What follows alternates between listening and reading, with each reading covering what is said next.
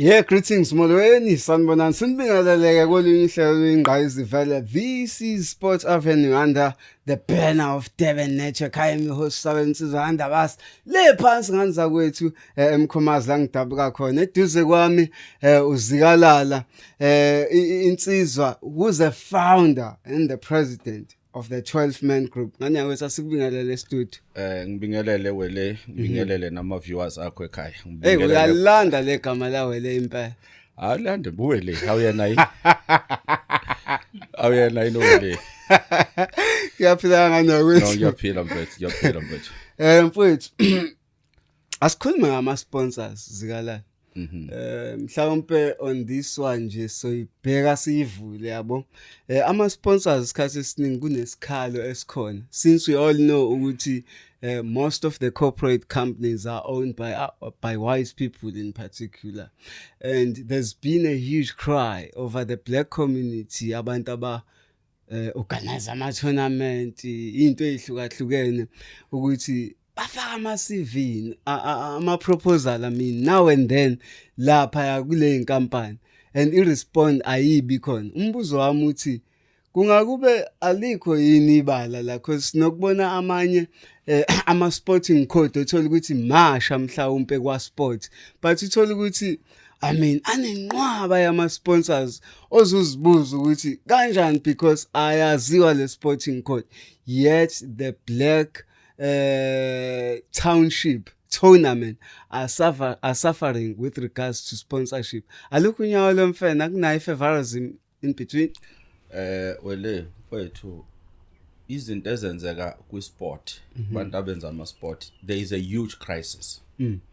If ubheka igalofu bangenza one announcement yegalofu udeza kuthiwa raise ama funds ngegalofu zonke inkampani zabelungu ziyaphuma phuma ngisho spa uthi yeza kuthiwa president of the country usibaba Ramaphosa kuthiwa diyodlala igalofu ubona maningi ama sponsors aphumile ngisho Ford o Mercedes inkampani ezinkulu isonwa belungu uze kuma tournament yasemalokishini lawo babelungu ababona that shows ukuthi we have a big crisis, we have big issues between abantu abanebala elinsundu nabelungu.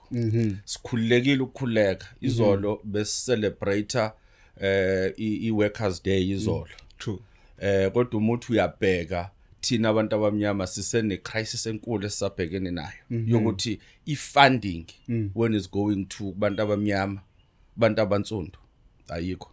How do we then hold these people accountable knowing very well ukuthi it's in esibaningi whatever products that is in South Africa abantu abayithenga kakhulu abantu abamnyama, that means we are the engine to their businesses. When you speak about Red Bull abantu abathenga Red Bull kakhulu abantu abamnyama because they are a majority obviously, then sibenza kanjani babe accountable ngoba phela ithina phela abantu abaningi abathenga. Wele uma ngabuza nje yipi i-event yabantu abansundu esponsor Red Bull okwayibona? I haven't seen Red Bull uma fika esponsor event yakho ngikhuluma ngento engiyaziyo bafike bephethe ikani bakuvulele bathi liphuza abafuni uhambe nalo. That's not a sponsorship that abayikhiphi imali kodwa kuma event abelungu khona ama event egalofu ama event eyimoto bakhipha the huge imali ezinkulu imali bayawasponsor kodwa when it comes to kwibala elinsundu maningi ama event akhona i-sponsors abaskiphi ngisho ngihamba uye kaSpa today uhambe uthi uyofaka iproposal bakutshela kahle ukuthi no we don't sponsor bona bayi supermarket bona ngoba uSpa ngenze example nje ngoSpa because I've done kwi fans cup 12 man group last year basiphendula bathi no uSpa uonwa ama sponsors ama certain individual bona bathenga ibrand i-franchise so ngeke uzibabone besponsor uKFC wakwabona sponsor abantu yipi event okwayibona la eThekwini noma eKZN esponswe ulokhuzana uKFC Petros, I've went to Petros number of times. They never sponsored us. We event your fans cup. le last day izoba khona this year again sokhuluma ngayo later on. Kuneyinkampani uthola ukuthi bona bane mandate ukuthi basponsor izinto zabelungu, but ithina umgogodla womnotho thina abantu esibale lenzundo. Izinto ezenzakalayo angikhulumi ngento ekuukuthi angiyazi. Ngisasebenza kwenye inkampani ezinkulu la eKZN ngengisho ngegama. Wakufike uzofuna isponsor. Thola bakunikeza isponsor. Thola isponsor ngebeze bakunikeza. Ukwenza ama event ngiqale about 2008 ukwenza ama event. Yes. Kodwa uthi uyabheka ukuthola ukuthi kuneyinkampani ezithize ezisponsayo. Kodwa umuntu uyabheka le inkampani lezi zabelungu lezi ezikhona engabe to give back emphakathini azikwenzi lokho, especially inkampani zabelungu. Ngeke uzibone. Kodwa ke kuthathe abelungu benze i-event yalapha emanzini yeyikephe. Just a minor. Uzofika ikephe eziphuma phesheya eziphuma ko Cape Town. Bazosponsor ngeenkulu imali ngama-million bayisponsor le event. Wena ufike lokushini wenza i-event ngeke beze bakusponsorisha. Bazokutshela ukuthi no, it's a new financial year, asena budget no faka isport, faka iproposal manje.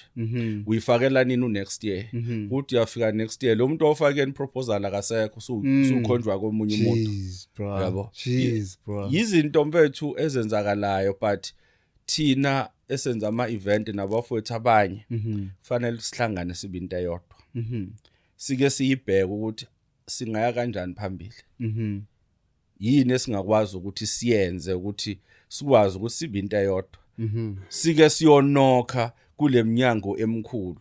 Uma ukuthi ufuna la siye Cape Town le inkampani ama head office akhona eCape Town akasambe sokhona ukuthi i-racism eSouth Africa isakhona hayi ukuthi ayikho khona. Sikhulekile ngokukhuleka ngoba omkhulu nobaba bawalwela ukuthi bayilwele inkululeko, but sathola inkululeko ukuthi singabe sawaphatha amapasi, but emnothweni we still in a huge crisis emnothweni. Lenkinga lezikalala ayipheli ngala ku private sector, even nala ku public sector. Sinenkinga yama sponsors, abantu bahambisa ama proposals enhlakeni ezihlukahlukene zahulumeni, sport art and culture, you name them. Bakhala ngento eyodwa ukuthi kunzima eSouth Africa ukuthola isponsor.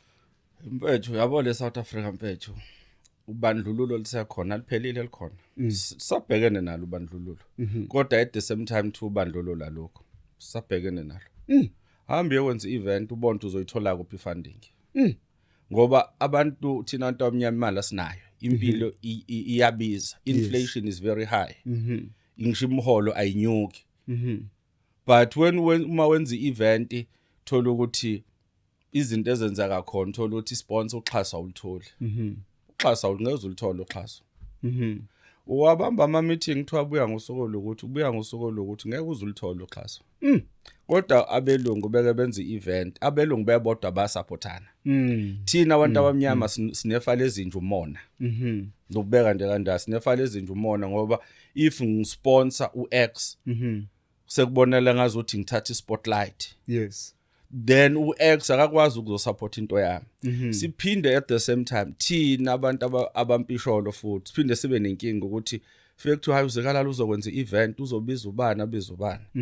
Yenziwe i-event ibe khona. Thola ukuthi lo mculi lowo akezi kuleyo event. Ezinye yezinto efuna siyibheke go in details ukuthi what is the cause. Thina sabantu ibala elinsundu alithembekile. Ngoba uthi uzofika uyenze event uthi usuyenzile wele uthi hayi kuzoba khona kuzoba khona uzikalala kube khona uJason kube khona ubani uthi wanantu abaku line up bonke bawathenga abantu amathikiti labantu othe waziba khona abasekho. Shuthi i-faith and trust is no longer there. Besiphinde siyibheke thina ukuthi masenza ama event we sinalo yini iqiniso thina sisodwa. Self introspection. Yes, self introspection into ofuna la sibheke ngoba ke ngithi hayi ngisoyenza event ngithi hayi kuzoba khona ngilinganisa uba khona ukhuzani kube khona ubani kube khona ubani. Usuthi uyabheka lo muntu akasekho. Lo kade kuthiwa uzoba khona. abantu laba bathenga amathikiti bathina sizobona thina lo muntu esimzelo othe ku line up ukhona. It find ukuthi lo muntu is a crowd puller. Is a crowd puller lo muntu, by the way. Thola ukuthi akasekho lo muntu lo. Noma kwesibili umkhokhele. Uma kuthi uzongena ngo11 stage, kushaya u1 kushaya ukuthi lokuthiwa usendleleni agcine engafikanga. Sika siwabuka ama event ku social media kuthiwa hayi bekade kuthiwa kuzoba khona ubani ugcine engafikanga. Abantu bagcine sebelwa nobani no event organizer. Nathi sibuye siyibheke ukuthi siyasifuna isponsor, are we honest enough yini? Into efuna la siyibheke ilezo ukuthi are we honest enough yini? Ngoba bazofika lama companies bayisponsor event. Yes. Bese uthola ukuthi kunabantu wena kuyabhala lapha ku proposal uthi u expect abantu abangaphi. Yes. Uthi wena expect abantu about 10,000.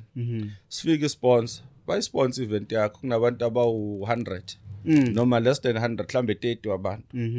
Ama sponsor they pull away, they pull off ukuthi into yenziwa yithina abantu abamnyama kwesinye isikhathi sibuye singabinalo iqiniso.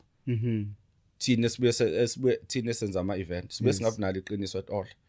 Kanti umonzi event you must be transparent. Yes. And be honest ukuthi hayi event yami it's a first time iyaqala ngi-expect abantu abangaka immobilization ingenze kuphi on the social media page kwi-page lami enginalo linama followers amangaka.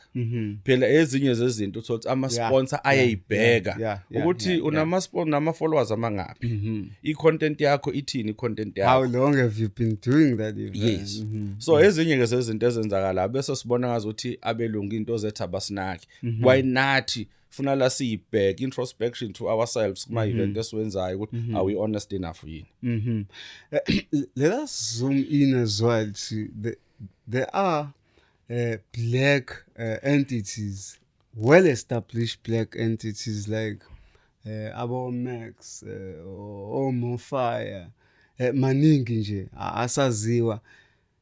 Very few of them are sponsoring lama event esikhuluma ngawo, you know.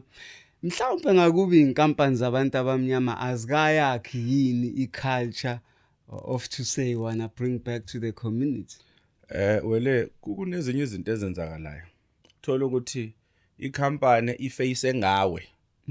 Kanti ikhampani is owned by abelungu ngemuva. Thola ukuthi bayifanda. Wena ubona ukuthi hey ikhampani ka Jason, event ka Jason is well funded. Is well branded. Thola ukuthi ama owner ayo i-ownwa abelungu. Ngoba befuna ukungena kwi-market yabantu abamnyama. Befuna ukudonsa laba abantu abamnyama. Into eyenzakalayo. Wena ubona ukuthi hayi ama owners ale company 12 man group uzikalala nabantu abathize abakhona. No. Ifandwe abelungu ngoba befuna ukutapha in kwi-space sabantu bakithi abansundu. Lonto akuyo bafuna ukudayisa i-product yabo abafuna ukuyihambisa kodwa bathatha leya content yokuthi asithatha uJason ngoba uJason is well known, is well respected. Sithathe isifront ngaye. Ziningi inkampani ezinkulu ezenza njalo. Yes. Inkampani thola ukuthi uzikalala construction thothi ngemovie onwabelungu ngoba yini bafuna ukuthi igama lekhampani kuthiwa hayi inkampani ehloniphekile. Ono umuntu omnyama. Thola una saying sho kulo company leyo. Sho kunalawo ama event ungabheka amaningi ama energy drink uthola ukuthi akuwona wethu thina abantu abamnyama abelungu abangemuva.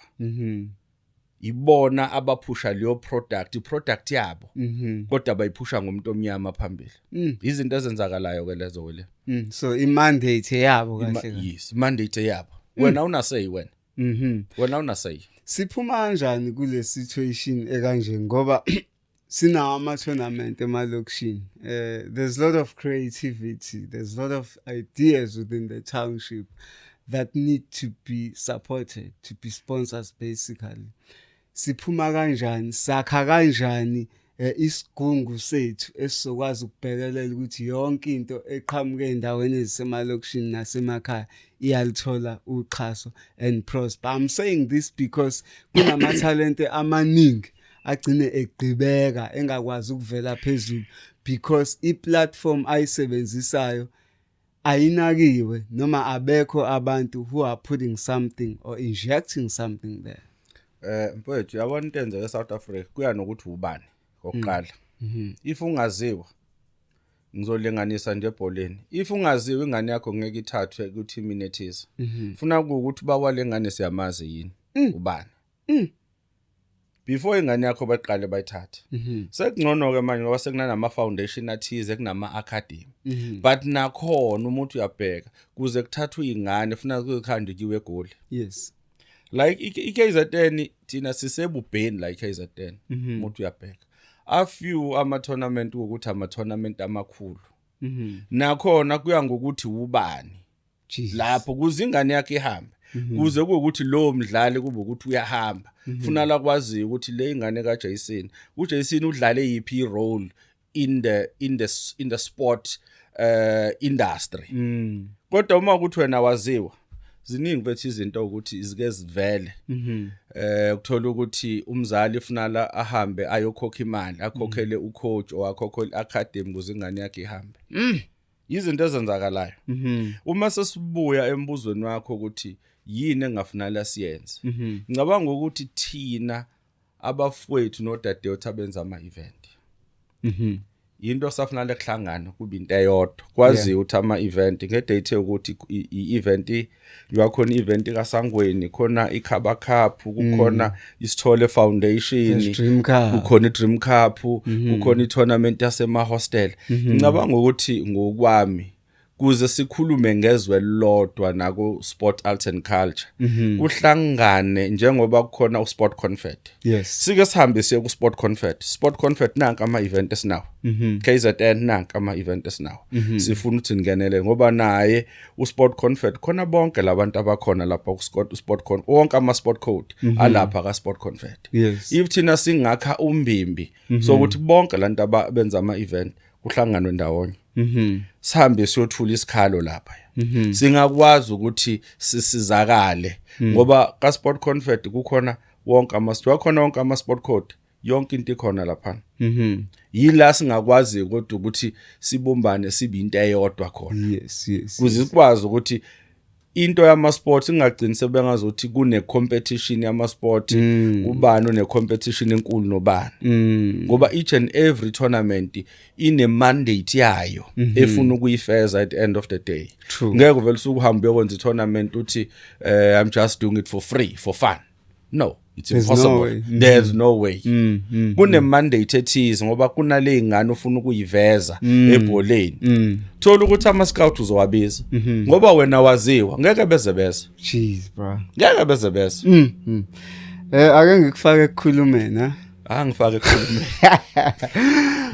Ngizokhuluma into eshiwo abantu at large, you know. There's been so many people thinking kunonyawo lemfene lapha ya kwibhakabhaka. Let's speak about two games just sawubuka we TS Galaxy ne Arrows whereby I mean there was a lack of dedication, commitment to the players themselves in as to challenge the game, you know.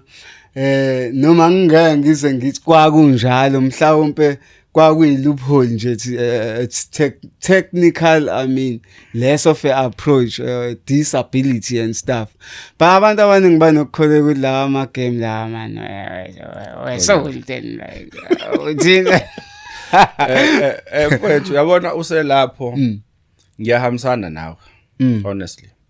Uma ubheka iTS Galaxy game ye Pirates ne TS Galaxy la game kwangayona igame lokuthi kube 5-0 5-0 or 6-0 bafethu kwakuba 6-0 kwabo 6-0. iTS Galaxy indlela edlala ngayo ubheke ne position abakuyona ku league, each and every team want to compete but uma ubheka indlela abadlala ngayo mfethu iyakhombisa ukuthi nokhona into yakhona. Honestly uyabona ukuthi indlela abadlala ngayo indlela ayingena ngayo amagoli ubona ukhipha libambe liphunyuke ezandleni kusekuyigoli.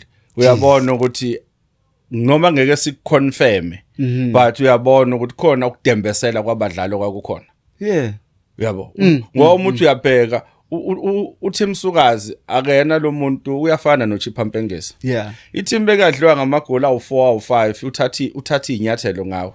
Why engazange azayithathe against lo coach against ilokhuza igame yePirate jeez bro esezosithatha isinqumo ngegame yeNetbank sebezomsuspend ukuthi noba bamxoshile we don't know but umuntu uyabheka kodwa no man everyone want to get to top 8 amanye amagame indaba angashawanga ngo6-0 amanye amagame Eros Eros angifuna ukukhuluma kakhulu ngoba it's a similar thing it's a similar thing ngoba 5-0 khona yeah 5-0 nakhona uyabona phela ibhola mfethu sadlala ibhola indlela esadlala ngayo kodwa hayi uyabona mfethu ukuthi ngeke mfethu khona into yakhona noma ngeke sikuconfirm yes iPirates iyadlala yes iyawashaya futhi amagoli yes ngeke sikuphike lokho kodwa bese ubheka amagoli angenile kulama game awu2 hayi uyabona mfethu uthi hayi ngeke it doesn't add up doesn't add up no man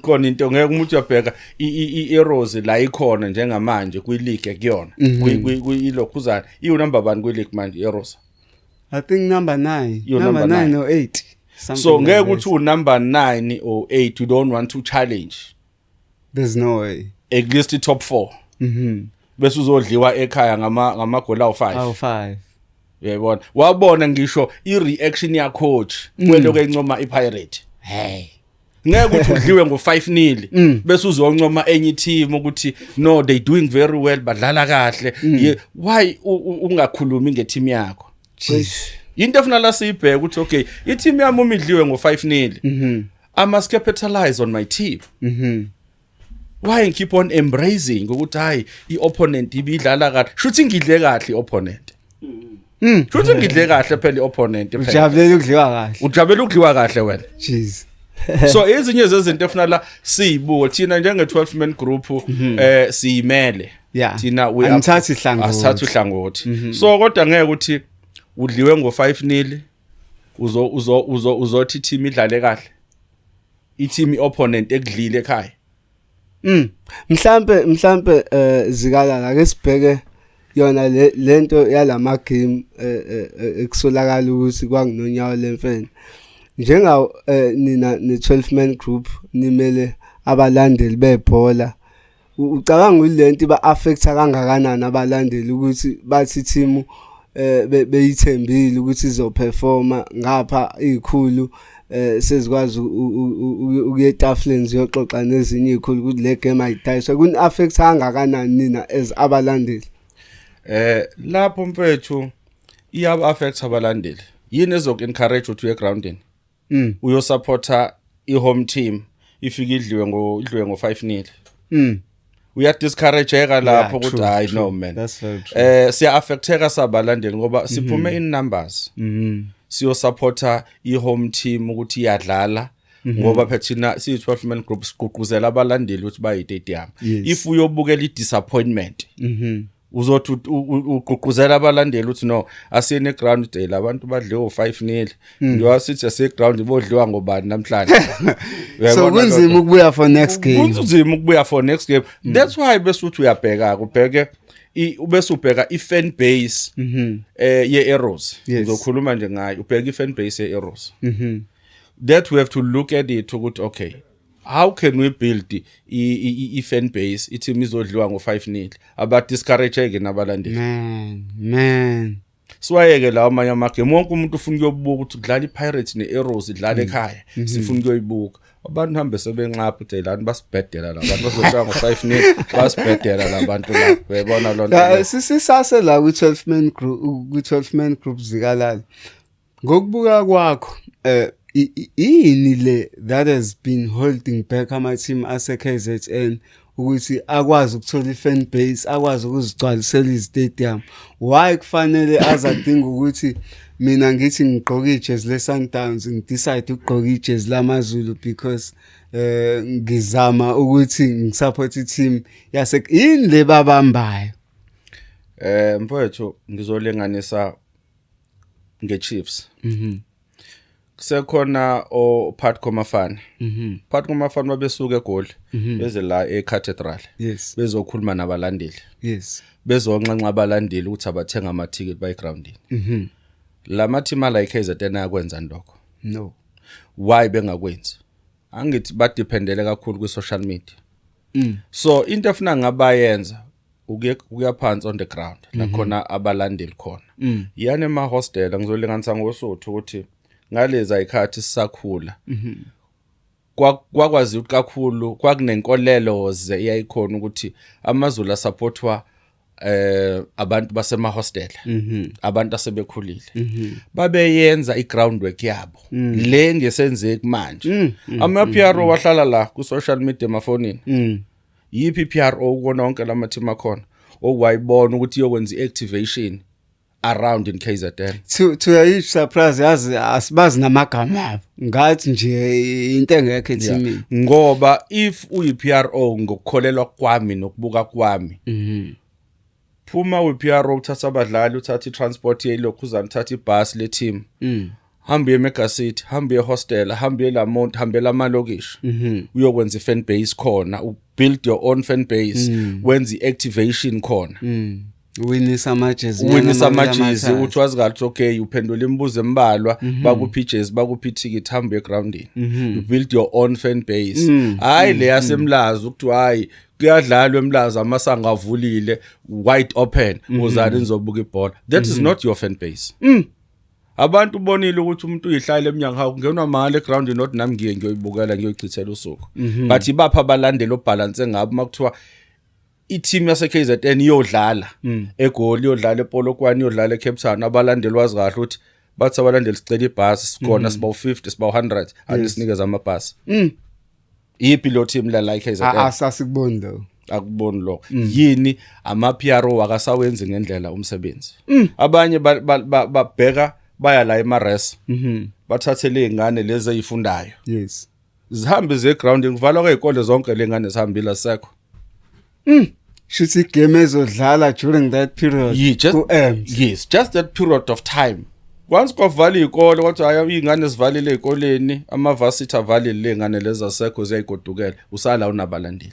mhlawumbe yini nina as i12 man group enifisa ukuyenza o part of iphupho lenu ukuyenza ukuimprove lokho no mbethu thina iphupho lethu 12 man group ukuqhuquzela abalandeli babuyele emagroundini sisebenzisane nama team no PRO ukuthi let's go and make ama activations siyemalokishini siyemahostela siyokunxenxa abantu sibakhuthaza babuyele emagroundini that thina into esifuna ukuthi siyenze ngoba thina with fear or no favor we want to work with anybody useLimpopo useMpumalanga usekuphi uChiefs iPirate thina we want to work with bonke lama PRO wala KZN sengike ngakhuluma nawo personally yes not ukuthi into engithi mhlambe no abantu sengike ngakhuluma nabo ngakhuluma nabo ngathi nansi into esifisa ukuthi siyenze sinilekelele thi 12 man group asifune imali yabo thina thina sinamba 12 man group inama sponsors ayo so ukuthi na silekelele bona ukuze umsebenzi wabo ubelula ngizokubuza into eyodwa wele wake wayibona intaba iyemntweni ubani ofuna la intabeni umuntu ngesizulu kuthiwa did you ever see Muhammad going to the mountain no did you see the mountain going to Muhammad no it's Muhammad ofuna la hamba intabeni ama PRO ofuna aphume ema office ayikubalandeli asebenzisane ne12 man group wathina sifuna ukushintsha le mindset ekhona kubalandeli bafowethu asambeni semala supporting ama team ase KZN uma ubheka eEngland ku division 1 kugcwala ngaphezulu kwama game ePSL eSouth Africa true kugcwala ngaphezulu go division 1 division 2 ubuke la uma game wagooglishe ubone ukuthi kugcwala kanjani estadium yini abayenzayo konke ngifuna ukuthi sibheke lazikala lezu2 usase lapho ngakube iTransport mode iyabavumela yini abantu baselokishini ukuthi beze egamini esemabhida ezodlala ebusuku noma ezodlala during the day considering iprice ukuthi ibiza kangakanani that's point number 1 point number 2 kunento eske sizwe kuthiwa yenziwa eEngland ukuthi bayisebenzisa kakhulu idemarcation ukuthi igame mangabe idlala eThekwini endaweni ezikuma surrounding bazoyishutha down inetwork umuntu olapha akakwazi ukulibuka ibhola kusho mangabe kune Manchester derby eManchester TV ayidlali khona. Don't you think ukuthi lezi zinto eziwu ngifuna ubheke lento eziwu2 ukuthi azisiwe yini ama factor uma they were to be overcome how mfowethu uyabona okokuqala ama team into efuna alliance akuthatha oPRO babayise phesheya bayobuka bayofunda umsebenzi oPRO ukuthi oManchester oArsenal benza kanjani yini ehlukile bona abayenzayo ngoba uma ubheka ama team abalandeli baseManchester basupport imatch 90% waba support iManchester yasekhaya which is comes to ukuthi they do their groundwork ukuthi balandeli bayopromote igame yabo bayo each and every game then kube nalento ama seasonal ticket abayenzayo ukuthi okay la eSouth Africa lento engekho kube namasi ukuthi uyabheka ama game eManchester it's sold out seasonal tickets adayiswa wonke aphela adayiswa ngoJanuary game idlala ngoJune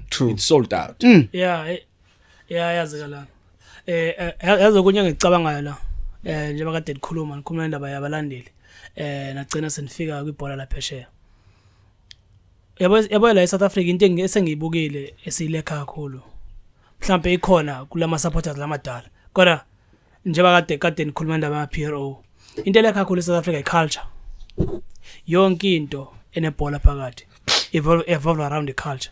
If you look at the Kaizer Chiefs fan base yakhona fan base Kaizer Chiefs yakhiwa ngeculture. You've mentioned uPat Komafani nama activation ababewenza kudala. If ulalela ama interviews kaPat Komafani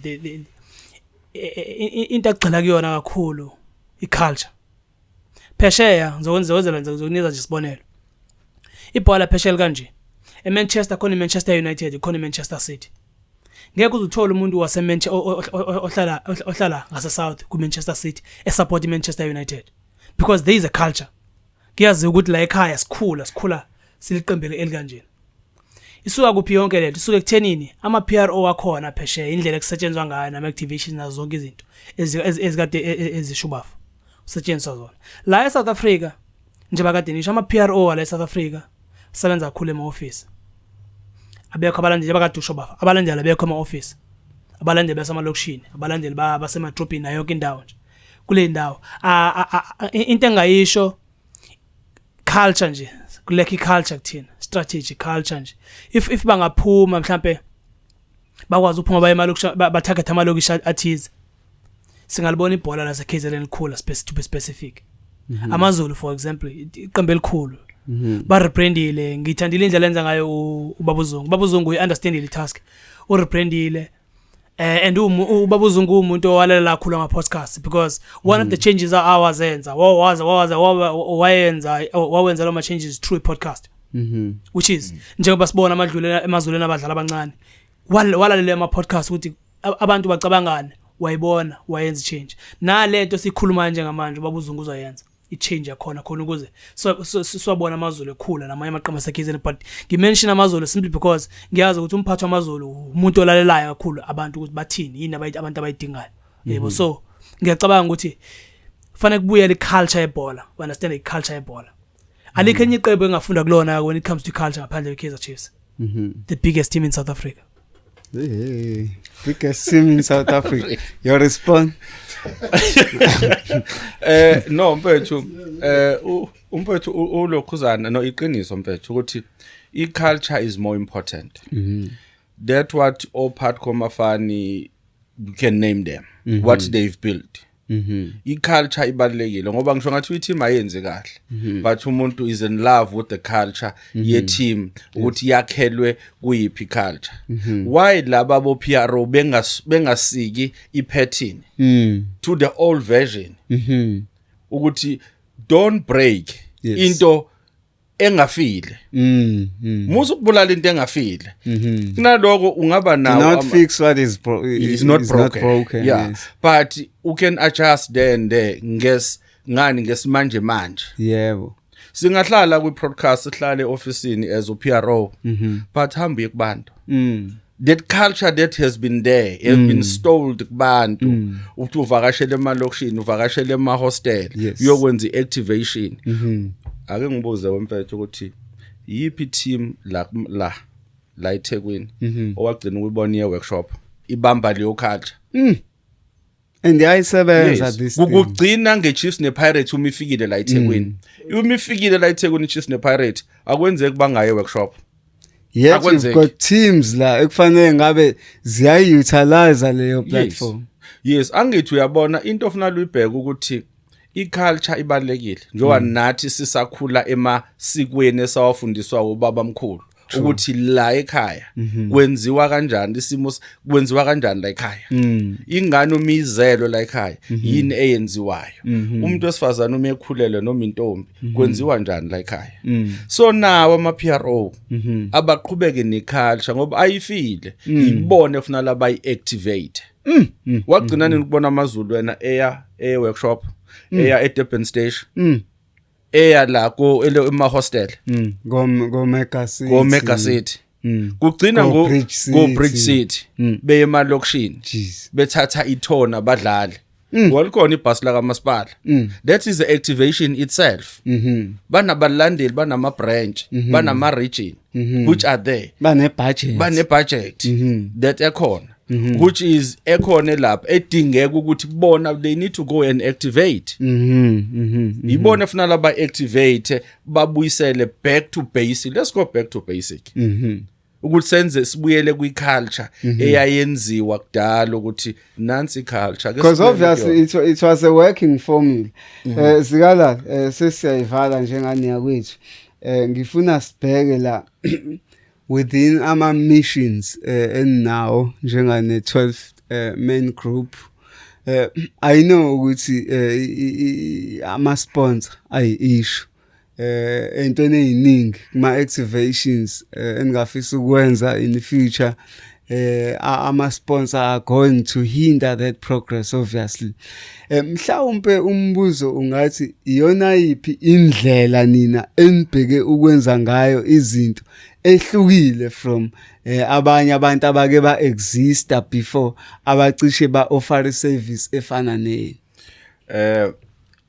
into that what I can do thina soyenza nesimisela ukuyenza we going back to basics sibheke culture what football was ngalesa sikhathi sadlala oMax Mamponyane sadlala oGavin Lane yabo ngalesa sikhathi lesesidala yabo kusadlala oDaniel Mdawo Mambush uyabo ngalesa sadlala oJofaya Masilela o Roger Fetumba o Dr Khumalo exactly uyabo so ngalesa sikhathi into kwakuphuma ama PRO benza i-culture yama team ukuthi let's go to the people see 12 man group we want to go to the people but sifuna ukusebenzisana nama PRO senza umsebenzi wabo ubelula i-12 man group yakhelwe kwi foundation yabalandeli njengamanje i-12 man group we have Eastern Cape we have Mpumalanga we have Bloemfontein we have KZN yila sazoya khona kokwenzani siyolauncha abayini ama structures e12 man group ngoba ngeke ukuthi uvela usuke nje from phezulu uthi usiyobamba isikhundla phezulu we have to develop abantu from the ground abantu abaziyo ukuthi kwenzakalani lapha emabranchini yini eyenzakalayo iculture yabithini ngeke uvela usuke nje England uthi uzo-adopta iculture se-England uzo-adopta eSouth Africa funa la ube kulawo ama-programs ube lapha down on the ground uhamba uyongcola unethwe imvula uyazi ukuthi emabranchini kwenzakalani kuma branch meetings abo kwenzakalani thina that what we are doing as a 12 man group ukuthi we are there on the ground recently 11 April kade sine conference yokhetha ubuholi babalandeli abantu that are leading lapha on the ground abantu aba leading on the ground ukuthi let's recognize them asebenze sephambili nabo kuze silwe into eyodwa eSouth Africa abalandeli akekho umlandeli kekuthiwe ubhekelekile akekuthiwe nje manje abalandeli bahamba egoli igingqike eQuantum bashone bonke iChiefs nePirates izobangcwapha no ways kunaloko vele ibhala incwadi condolences ukuthi abalandeli bethu bashonile that's it phela kunezinto esifuna ukuyibona thina zishintsha ukuthi umlandeli wena umuntu omgogodla womnotho ebholeni uyibona idabi inabantu abangaka oyisupportayo ongayisupport iChiefs is there ufuna ukuyobuka ibhola why PSL can't look after ama supporters abo babe ne program yabo ukuthi how do we take care of our customers that's what is important lapho kwazi ukuthi hayi bazowathenga amathi idlala iChiefs nePirates idlala idabi asibabizanga bazoyizela yes bazoyizela i-stadium management isinansi ne-insurance ecover abantu uma kusestadium kwenzela umonakalo wenzeka stadium njengalo kwenzeke Ellis Park yes baba ngcwaba yini kodwa I think by the time babe ngakabi nayo this police asebenayo or whatever but ipolice yabo ingcwaba umuntu umelimelo se stadium but if useza egroundini on your way they're not looking after that person. They are not involved. Uma kwenzeka ingozi futhi no claim road accident fund. Thina ke njenge 12 man group izinto esifuna ukuyibona zishintsha. Fear or no favor sizoyibhalela iPSL neSAFA. Njoba sesikhona ama structures. Isifiso sethu ukuthi each and every ticket elidayisayo kube khona u50 cent oya esikhwameni esobhekela abalandeli uma belimala.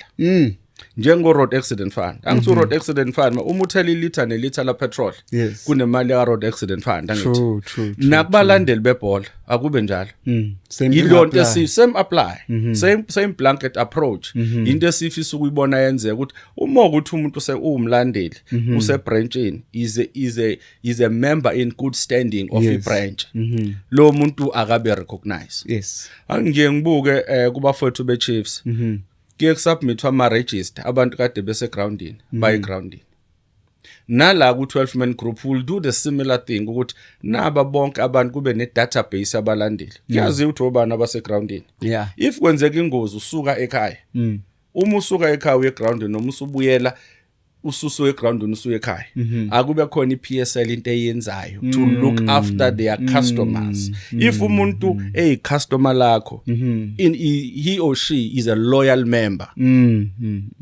akube khona into esenza thina ezinye zezinto esifuna ukuthi sihlale phansi nePSL sizikhulume nabo ukuthi nanku izinto esifuna ukuyibona zenzeka yebo but kuningi kubonakala ukuthi nifisa ukukushintsha kwi-football fraternity mhlawumbe umuntu ofisa ukunixhuma ofuna ukuxhumana nani ama-social handles wena ame kanjani sikhona ku TikTok that 12 man group sikhona ku Facebook that 12 man group siselapho okwamanje ama social network esinawo ku Twitter asikakobi nabo Twitter ngoba phela kade si restructure i12 man group kunama leaders akhona labantu kulawo ama structures efuna la ngibahloniphe ngibadedele badlale indima yabo kwazi ukuthi ke phambili I cannot be the jack of all trade ngidila nama sponsors ngidila nabalandeli ngidila nani ngidila nawo yonke into ama meeting esinalama structures ilama structures efuna ukuthi adlale indima yawo kuya phambili njengoba nje manje silungisela iFans Cup ezoba ngomhla ka 27 June izoba iAJ Smith ama semi final so akhona ama sponsors esinawo DStv u40 All Mutual sesine funeral cover yabalandeli ekhona undabe dignified funeral njengamanje I can say it with no fear or no favor seba ama partners ethu 12 man group so sine inhlelo ke zokuya phambili with ama benefit akhona with the lower premium ngoba khona abantu abangasebenzi khona umuntu olokhuzana oyisecurity khona umuntu oyiclean khona umuntu oyimanager zonke hlukene yabo i12 man group yamukela bonke uChiefs wePirates uSundowns uDurban City Golden Arrows thina sifuka kha iunity ukuthi silekelele ama team special ase KZN kakhulu ukuthi abantu babuyele emagroundini so kuze kwazi ukuthi kube lula kuze noma kuthiwa kusuka isiphithiphithi egroundini 12 man group is there to educate not ngoba abalandeli bebhola benga educatekile they are well educated yabo kodwa ukuthi kunezinto okuthola ukuthi ziyenzeka inqumo agcina sebeyithatha uthi umuntu uzothatha isinqumo mhlawumbe uthola ukuthi imajority yalabo bantu abekho ebranchini baphuzile thola ukuthi kuzokhishwa kunomdlali mhlawumbe uzoshweba igoal noma shweba ipenalty uthi yabo lelo qiqebani ubone selithi akushintshwa kanti uma usebranchini kunezinto ezingenziwa yes kunezinto ezenziwayo ngoba kuna ma branch anama constitution anosihlalo nonobhala they well educated uma ubheka khona esinye isigameka sake senzeka abalandeli beChiefs ngiyazi abanye bazongixeka abanye kade kunemashi ekhona eya eNatural yes not uthi imashi yayi wrong imashi yayi right yes but ama processes awubanga right ngoba if kukuthi unezikhalazo yes ubhalela leyo nkampani leyo ukuthi ngosuku oluthile sobe senza imatch ngosuku olukuthi kuze bakwazi ukuthi banilindele banikeze ipicketing area la niyopicketela khona la nizo hand over khona imemorandum true that's why ugcine sekukhona kuthiwa kiwe Natural sekuthiwa kiyo mashwa iChiefs yabe sikhipha amaphoyisa izo protect its own building ngoba sibazi labantu property yabo asibazi bonke labantu ukuthi bakumapha ama branch abanye babo abanye yes babe khona ama branchini abanye babe ngekho but ama processes ekufanele ukuthi alandelwe ezinye zezinto ukuthi kufanele ukuthi isikole sibe khona sisifake isikole ngama processes akhona not ngoba isikole ukuthi abafundile but let's look at the proper processes ngoba if sizoba nemash funa la sikubhalele sithi ngosuku lokuthi sinemash sinezikhalazo ezokuthi nokuthi sibe nama meeting esiba nawo bese kuukuthi ayike ngoba sivumelani ngosuku lokuthi ke sizo apply lu section 4 section 4 uMetropolis uSAPS o disaster yonke abantu abasebehla iboard esuka ihlangene ezobhekelela ipeaceful march ukuthi akubulawa yini izinto azikhona izinto ezenzakalayo yilezo zinto that we need to educate ukuthi kuma kunezinto ezikanjalo ezifuna ukwenzeka which channels that we have to follow then kuze kufike sibambile kumhlangano hayi siyabona asivumelani sesidake ngosuku lokuthi so let memorandum sibabhalele sibanike u7 days notice then ke emva kaloko basinikeze ipicketing area la sihambisa khona memorandum la bezoyireceiveela khona bengenza nje example ukuthi ezinye zezinto that we need to efunala sizifake ezinye zezinto esidila nazo si12 man group ukuthi each and every nalabantu abangenawo ama branch yes 12 man group is there ukuthi sibenzele ama constitution sibalidele if ukuthi kuno PRO othi yena akazi funa kwenziwe kanjani activation 12 man group is there come to us sikulekelele kwenza activation sikuyele futhi emalokishini emahostela kuphi sihambe sikudemonstrateele sisebenze nawo asifune imali yakho thina we are there to unite abalandeli sibabuyisele ema ground that's why umuthi bona kudlala iDerby yase KZN kunabantu abawu17 ngisho abawu57 abawu17 thiwa kudlala iDerby yase KZN compare iDerby yase Goli neDerby yase KZN there's a huge difference what is wrong activation is not there kunabantu abangawenza umsebenzi wabo 12 man group we are here to assist them sibenzele umsebenzi hayi ukuthi sizobenzela sizowenza kanye nabo umsebenzi 12 man group is here to unite abalandeli yes siba unite babe bonke ndawonye sisebenzisane kanye nabo silungisa inkinga ekhona anginawo manje kuyiwa ku World Cup angithi before bekujwayele ukuhamba abantu abangapha abawu5 ngeke ngibabize ngamagama bayi ku World Cup abantu basegol bonke lapha bapha base KZN abekho thola ukuthi uyade kudlala iAfcon eMorocco bekhambe labantu abawu5 kade behamba abawu5 noma abawu6 abahlala itournament yonke bafana yadliwa yabuya but bona still basahlile ibudget kabande ubani oyifandile taxpayers money eKZN bapha abantu base KZN sinabo abantu they are not represented bakhona usibongeleni bakhona oMahaya bakhona oDlamini you can name them bakhona oMsobo bakhona oBraopa la eMnambithi baningi bakhona oThatlo bakhona lo mfowethu oshaya isigubhu they are there but they not recognized they are not selected yini inkinga let's come back to kulento yokuthi iKZN ithatheka kancane ngoba thina sabalandela eKZN sinhlakanhlaka njengamasimbo omthini. Jeez bro. Nganza kwethu, that was Jason, umfokazi Kalala, who's the president and the founder of the 12-man group. Nami ngigqoka iskipa sakhona ngimuhle ngisonke ngaso. Manifuna ukuthi nixhumane nabo, just go on their social handles. Unikeza iFacebook, wanikeza iTikTok, wanikeza nezinamba sophinde sizibhale la ngaphansi. Enizokwazi ukuthi nibaxhume ngazo.